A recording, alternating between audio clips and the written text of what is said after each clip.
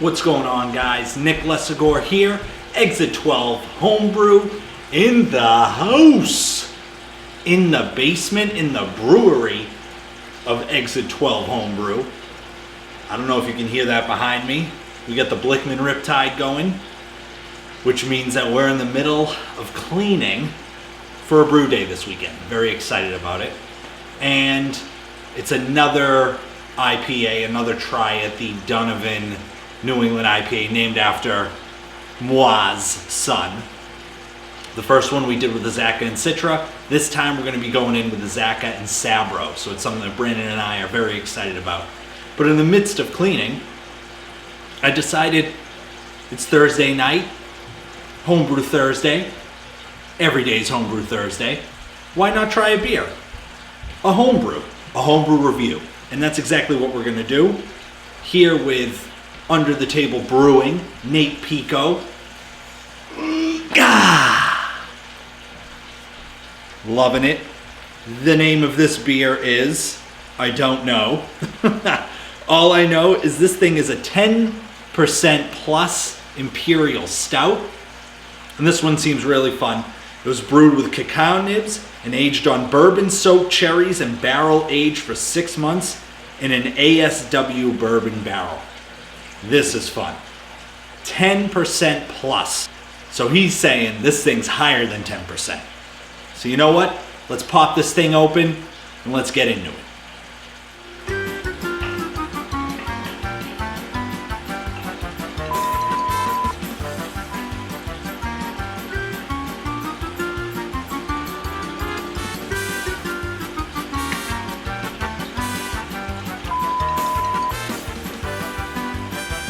You didn't make this easy, Nate.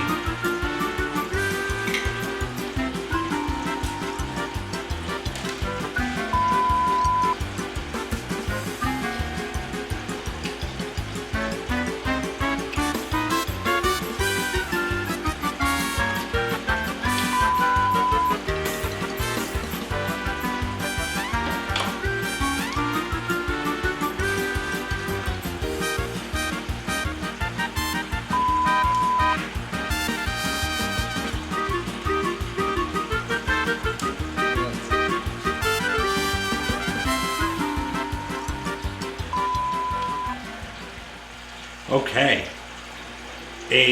an old-fashioned wine bottle opener did the trick. This thing is heavy with red wax, but it looks very well carbonated, so the wax is doing its job and not letting anything escape. I was gonna pour half. I usually pour half of beers because I like just topping off with the second half, but forget it. All the kids in the pool. Oh. All right. This thing smells incredible. All right, so I definitely get the cherry essence, which is great. I get the bourbon barrel characteristic as well. You get that really woody kind of characteristic. Definitely get that cherry like I mentioned. I'm getting a cinnamon characteristic, which is interesting, which is fun. Almost like a cinnamon gingerbread cookie situation. Not gingerbread cookie, not gingerbread like ginger root. Yeah, definitely just that cherry keeps coming back, which is nice. This thing's very cold. I'm interested to see what happens on the aroma as it kind of, warms up a little bit. Drinking this in the Brew Tubers glass. Boom. Also, on the other side, Tap Out Brewing, main brew guy, what's up? I'm getting a roasty characteristic, not chocolate, not cacao, but I'm getting a lot of that bourbon barrel characteristic. The bourbon is very subdued. It's more on the barrel end, and the cherry, for sure. I'm going to dive into this 10% plus on a casual Thursday. I've already had a homebrew fresh off the tap. Why not? We're cleaning. We're getting ready for brew day this weekend. L'chaim.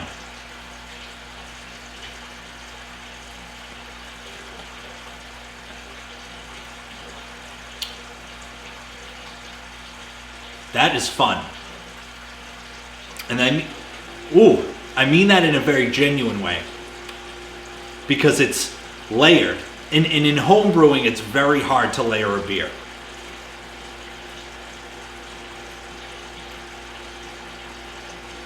The first sip, I probably should have taken a smaller sip. Forgot it was 10%. So you get the sour component of the cherry. Cherries tend to be relatively sour. Pretty sour. You don't get so much of the sweetness of the cherry, but you get the sour component.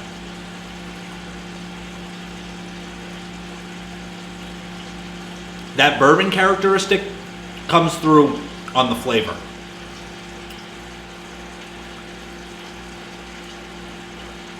And then it kind of sours out at the end. The mouthfeel is about medium body.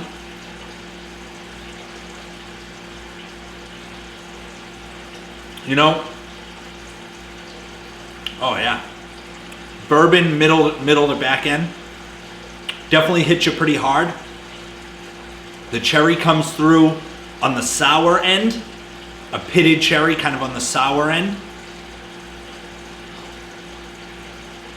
And then maybe a little bit of that roasty. It could be the cacao nib.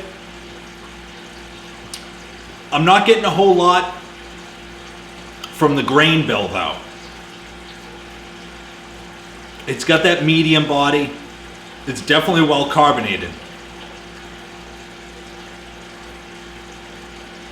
You know, honestly, I'd love to see what this was like fresh.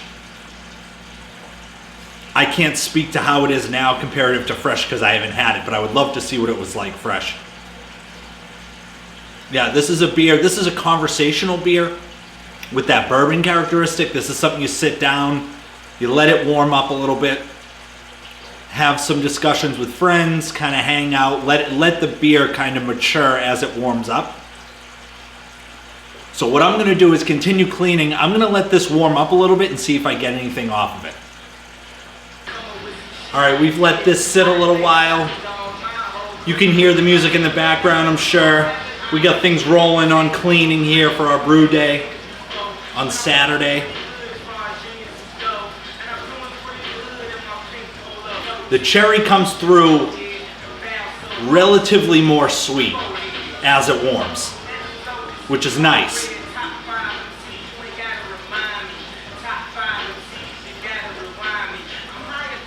It makes it more pleasant on the palate for sure.